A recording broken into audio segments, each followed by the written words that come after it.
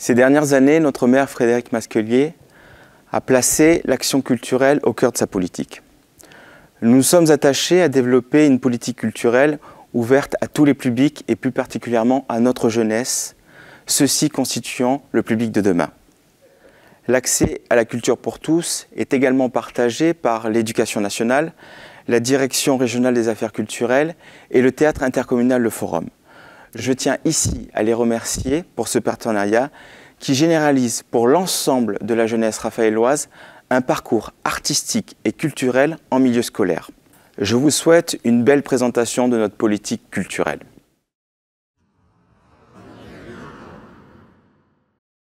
Bonjour, je suis Michelle Norris, coordinatrice de l'éducation artistique et culturelle pour la ville de Saint-Raphaël. Je suis ravie que les différents services culturels de la ville aient pu se mobiliser cette année 2020.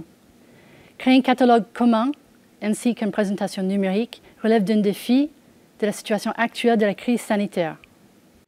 Ceci montre notre investissement et notre volonté de proposer une offre culturelle variée et de qualité.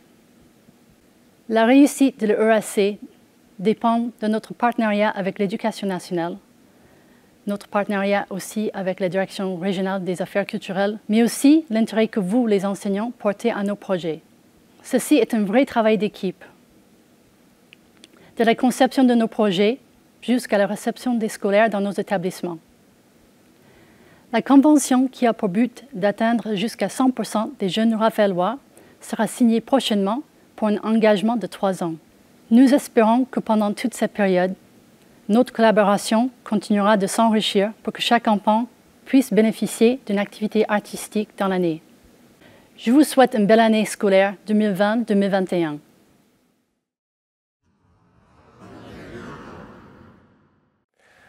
Bonjour, Frédéric Bosch, directeur du Conservatoire. Je vous présente l'offre culturelle dans le cadre de l'éducation artistique et culturelle pour le premier degré par le Conservatoire de la ville de Saint-Raphaël. L'offre culturelle du Conservatoire se divise en 2 volets. Un premier volet qui concerne ce que l'on appelle tous musiciens, pour tous musiciens d'orchestre, et un second volet qui concerne les interventions en milieu scolaire. Le premier volet tous musiciens, 2 propositions.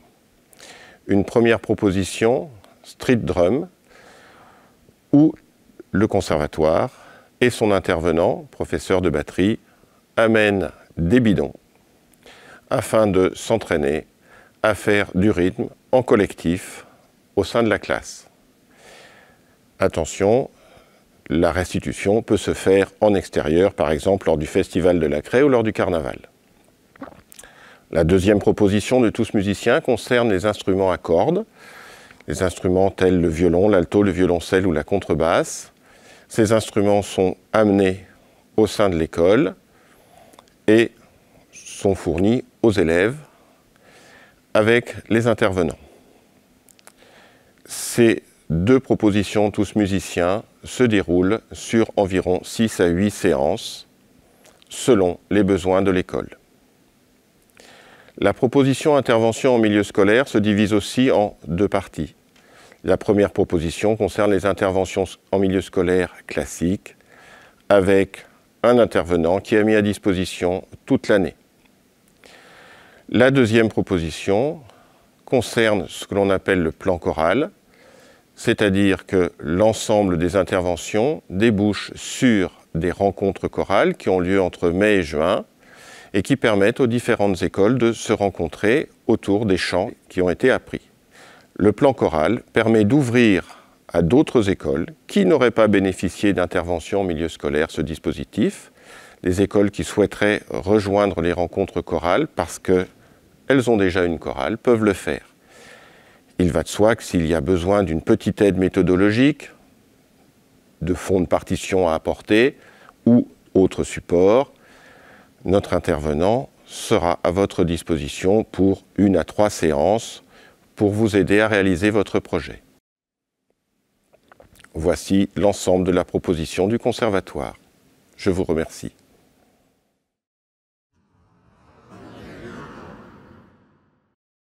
Bonjour à toutes et tous. Je suis Sandrine Lebel, responsable de la programmation culturelle jeunesse de la médiathèque.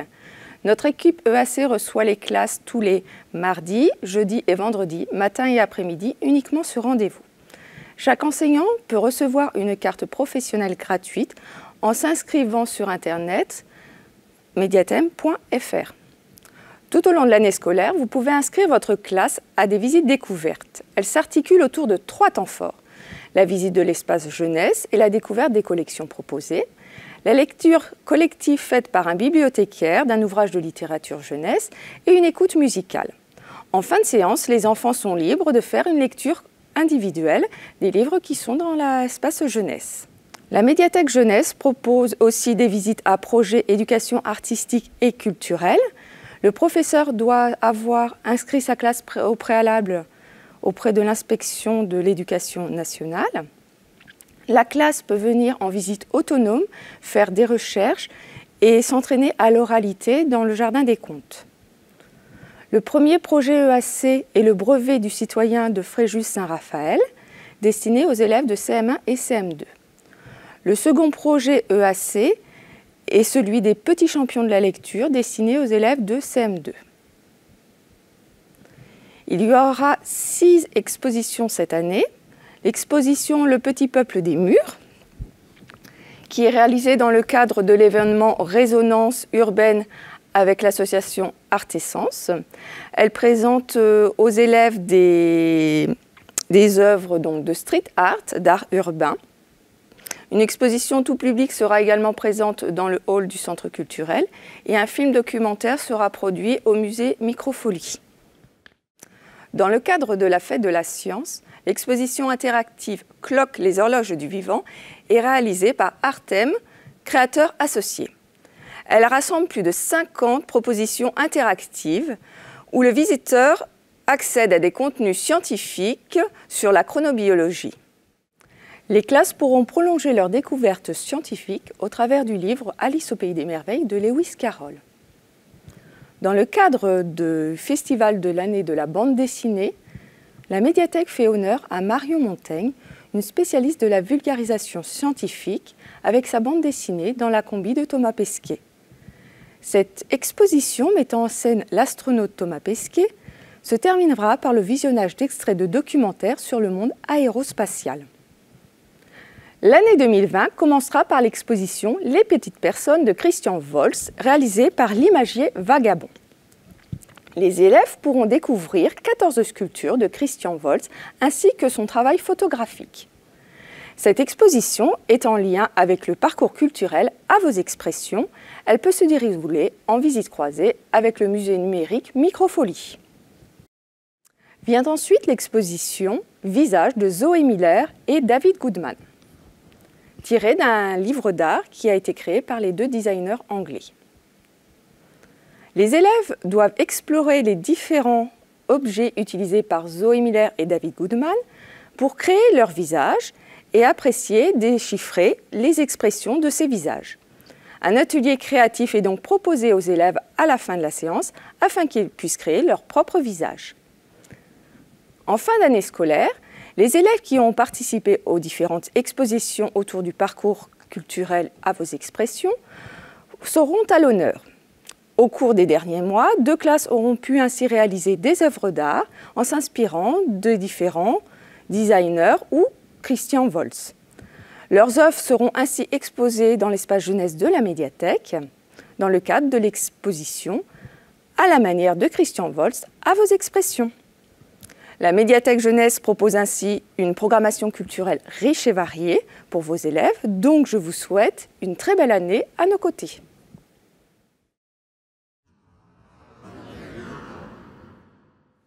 Anne Joncheret, directrice du musée archéologique. Le musée est un établissement culturel qui est ouvert depuis 1968 et qui est un musée de France. On conserve 3 types de collections. Nous avons le département de préhistoire, le département d'archéologie sous-marine et l'église médiévale. Pour chacun, la période préhistorique, nous avons l'homme à la préhistoire dans les stérelles. En archéologie sous-marine, ce sont les épaves et le commerce antique. Et pour l'église médiévale, ce sont les bâtiments, les forteresses et la vie à cette époque. Nous avons une offre culturelle variée. Elle concerne la préhistoire avec 3 types de thématiques. Les outils à la préhistoire, l'art pariétal et la vie domestique de cette époque. Pour l'époque antique, nous avons le commerce maritime, nous avons l'architecture navale et nous avons les techniques de fouille d'un archéologue appliquées au milieu sous-marin.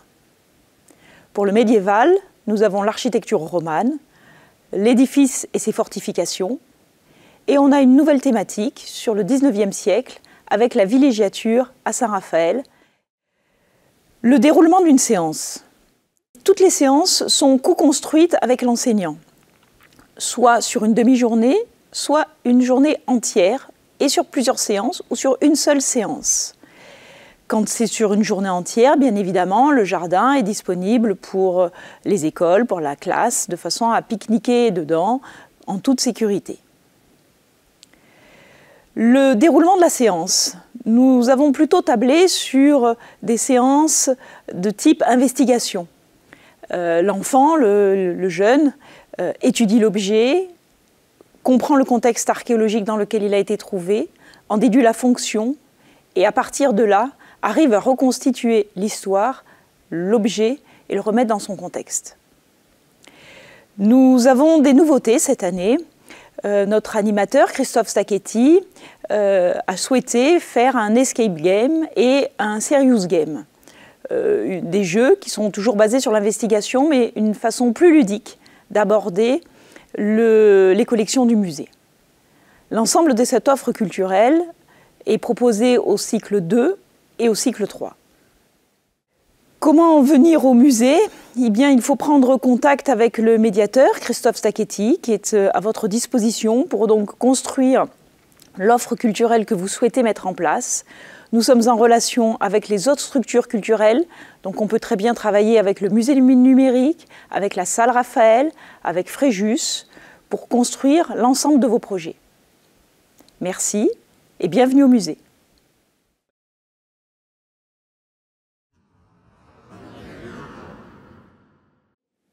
Bonjour, je suis Nora Ferreira, directrice du musée Louis de Funès. Il a ouvert récemment ses portes à Saint-Raphaël et nous proposons une programmation pour la rentrée 2020-2021. Alors, pourquoi Louis de Funès? Il est le meilleur miroir dont nous disposons depuis plusieurs générations. Il possède une véritable chorégraphie du visage, ainsi qu'une physionomie qui change en un éclair. Et c'est le Louis de Funès qu'adorent les enfants.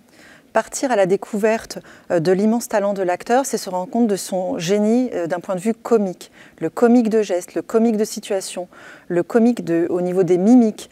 Véritablement, les enfants vont se rendre compte durant leur parcours au musée qu'il n'est pas si simple que ça de l'imiter à travers les affiches de films, les extraits vidéo de l'INA, des séquences de films, le parcours de danse, tout ça dans une logique d'éveil et d'éducation à l'image. Ce parcours permettra aux enfants de se concentrer, d'observer, d'écouter, de savoir restituer oralement leurs résultats, contribuer à développer le goût pour le cinéma et susciter la curiosité et l'imaginaire des élèves. Le second atelier que le musée Louis de Funès vous propose est un atelier qui part à la découverte de l'image au cinéma, avec la création d'un jouet optique. Alors, on part sur une visite du musée et là, on découvre le burlesque américain, toujours en lien avec Louis de Funès et sa passion pour le cinéma du muet. Chaplin, Keaton, Laurel et Hardy. On découvre tous ces personnages importants dans le monde du cinéma, ainsi que toujours Louis de Funès. Et on part à la découverte aussi d'un projecteur de film Super 8 ainsi qu'une bobine de film Super 8 où là les enfants vont découvrir le traitement de l'image, image par image avec une loupe et de la lumière diffusée. Nous allons partir sur comment fonctionne une image au cinéma. Puis dans un second temps, on va découvrir un extrait de film qui est Le Corneau où Louis de Funès aborde le cinéma muet qui est sa passion. Et puis dans un second temps, on est sur le rajout d'une bande sonore qui permettra de comparer le film muet avec de la musique par-dessus. Enfin, nous terminerons cette visite au musée par la création d'un jouet optique qui sera un thaumatrope ou un folioscope. Et là, les enfants pourront comprendre l'illusion d'optique dans le monde du cinéma. Au plaisir de vous retrouver au musée Louis de Funès.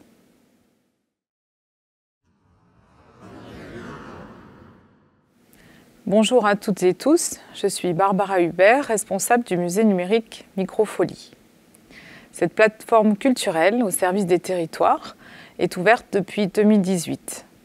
Elle offre un accès simple et ludique pour enrichir le parcours d'éducation artistique des élèves. Vous pouvez l'utiliser en mode conférencier, les matinées et ou les après-midi, avec médiation ou en autonomie. Pour quel contenu ? Vous avez accès à près de 1000 œuvres sur le serveur. À vous de créer votre playlist pour préparer votre visite ou bien profiter de celles qui sont déjà existantes. Vous pouvez coupler vos visites avec les partenaires culturels EAC, qui sont le musée archéologique, la médiathèque, la salle d'expo Raphaël ou encore le musée Louis de Funès. Les contenus existants sont consultables sur la brochure et sont également visite virtuelle au château de Versailles, l'enfant dans l'art, le bestiaire, la galerie des portraits, le jardin, l'écriture dans le temps en lien avec le musée archéologique. Pour les nouveautés 2020-2021, vous avez le parcours à vos expressions en lien avec la médiathèque, enfance et jeux, promenade au Japon, le corps qui danse et bal et masque. À bientôt au musée numérique.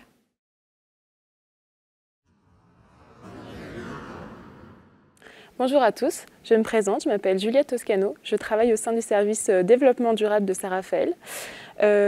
Dépendamment des sujets avec lesquels nous travaillerons, vous aurez avec vous 1 à 2 intervenants en classe ou sur le terrain à vos côtés. Le premier thème que l'on propose, c'est la gestion des déchets. À partir de l'étude du contenu d'une poubelle, il sera question d'étudier le devenir de ce déchet. Est-ce qu'il peut être recyclé, réemployé, réduit ou quel est son temps de dégradation. À la suite de cette investigation, il y aura des ateliers ludiques et un retour collectif proposé afin d'ancrer les connaissances. Chaque enfant partira à la fin de la séance avec une fiche individuelle remplie par ses soins qui répondent aux objectifs que nous nous serons préalablement fixés ensemble. À l'extérieur, sur le terrain, nous vous proposons un nettoyage de site. Le service fournit tout le matériel nécessaire et cet exercice permet d'associer la partie théorique vue en classe à la praticité. Le deuxième thème proposé est celui de l'eau, l'eau source de vie. En classe, on réunira les informations dont disposent les enfants, on fera une introduction et ensuite il sera temps de passer en petits groupes pour faire des expériences scientifiques. Cette démarche d'investigation est là pour mettre le côté pratique et l'observation pour que les enfants comprennent les phénomènes naturels comme le changement d'état de l'eau, le cycle naturel, domestique ou naturel. Comme dans le cas des déchets, il y aura un retour collectif et des ateliers ludiques proposés pour ancrer les connaissances. Et à la suite, chaque enfant partira avec une fiche individuelle remplie par ses soins selon les objectifs fixés ensemble. Enfin, le troisième thème, jardiner en ville. Depuis peu, le jardin de l'île Verte situé à Val-Escure dispose de 3 bacs à potager. Ces bacs sont là pour accueillir une classe divisée en sous-groupes et découvrir par exemple comment faire son compost, comment lutter biologiquement contre des ravageurs, découvrir le cycle de vie d'une plante. Les sujets sont variés. Pour l'instant, ce sujet est en cours d'élaboration. Aussi, nous vous conseillons de vous référer au catalogue et de contacter le service développement durable ultérieurement. Bonne journée à tous.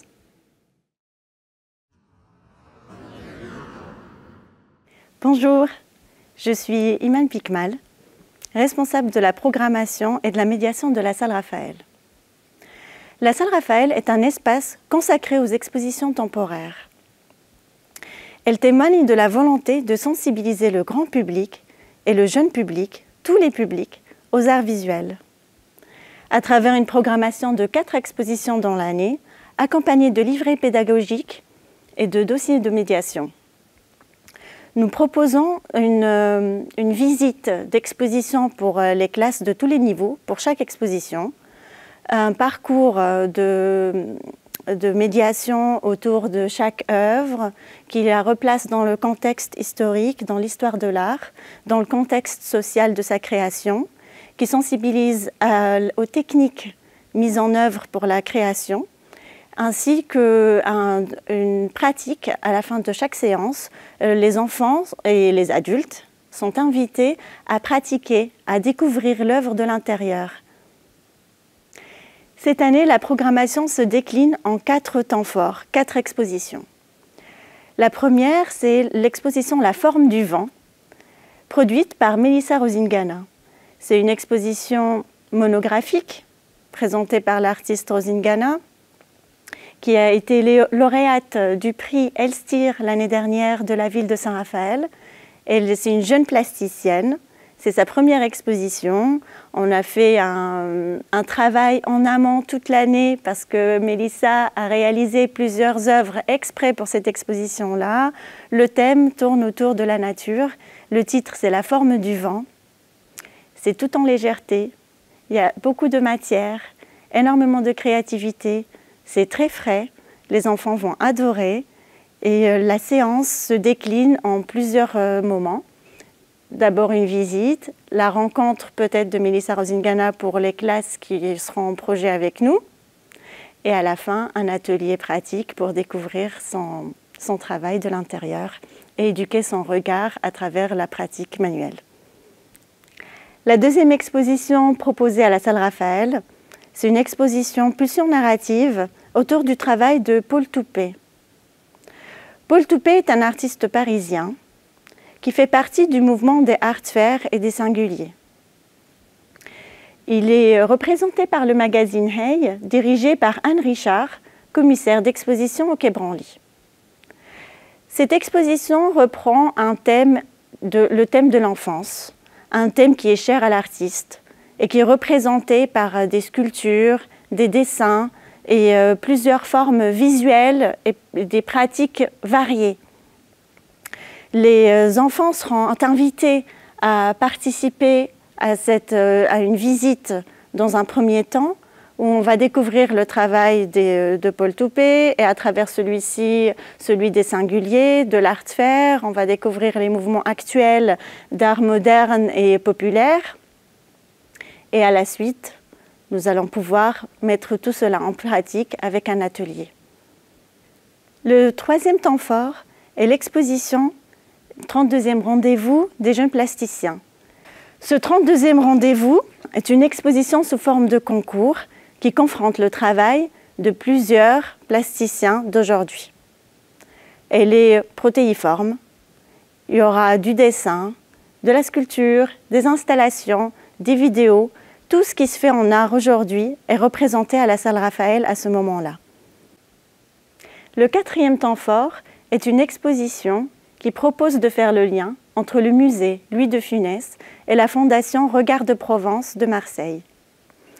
Nous allons recevoir la collection de la fondation Regard de Provence et la confronter aux collections que nous avons à Saint-Raphaël du musée Louis de Funès.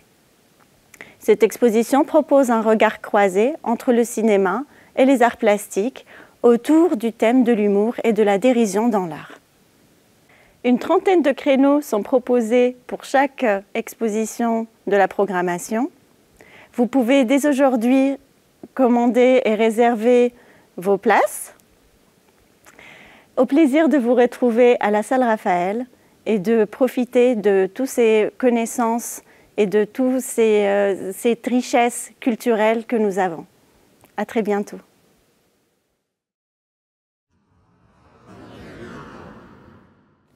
Bonjour, Alexandre Guy, directeur adjoint des affaires culturelles. En matière d'art urbain, 2 ateliers artistiques seront proposés aux scolaires du premier degré. Un premier atelier, une initiation au street painting autour du Festival de la Craie qui est prévu en juin 2021 en centre-ville et notamment sur la place Coulet. Le concept, c'est que des artistes de la Tribu des Arts interviennent sur 2 séances au mois de mai 2021 en classe pour initier les enfants au dessin sur table et sur papier et ensuite au dessin à la craie dans la cour de récréation. Et la 3e séance, la dernière, consiste en une réalisation collective de 2 ou 3 classes sur la place Coulet la veille ou le jour du Festival de la Craie et un dessin thématisé autour du projet d'école des enfants. La seconde proposition pour les scolaires du premier degré autour de l'art urbain, s'articule autour du mur, ce fameux mur d'art éphémère qui se situe face au centre culturel sur la place Gabriel-Péri, où un artiste d'art urbain intervient 5 fois dans l'année, environ 1 fois par trimestre, en réalisant une fresque sur ce support de 3 mètres par 8. Et l'idée, c'est que le vendredi où l'artiste intervient, la classe vienne à la rencontre de cet artiste pour lui poser des questions et qu'on articule autour un petit atelier autour du pochoir et qu'on envisage ensemble l'histoire du graffiti et du street art. Ça peut durer en général entre 1 heure et 1 heure et demie et ça se déroulera le premier vendredi du mois de février, du mois d'avril, du mois de juin, du mois d'octobre et du mois de décembre. Merci à tous pour votre attention. On vous souhaite de faire des bons choix parmi l'ensemble du catalogue proposé et surtout une très belle année culturelle l'année prochaine avec vos élèves. Merci.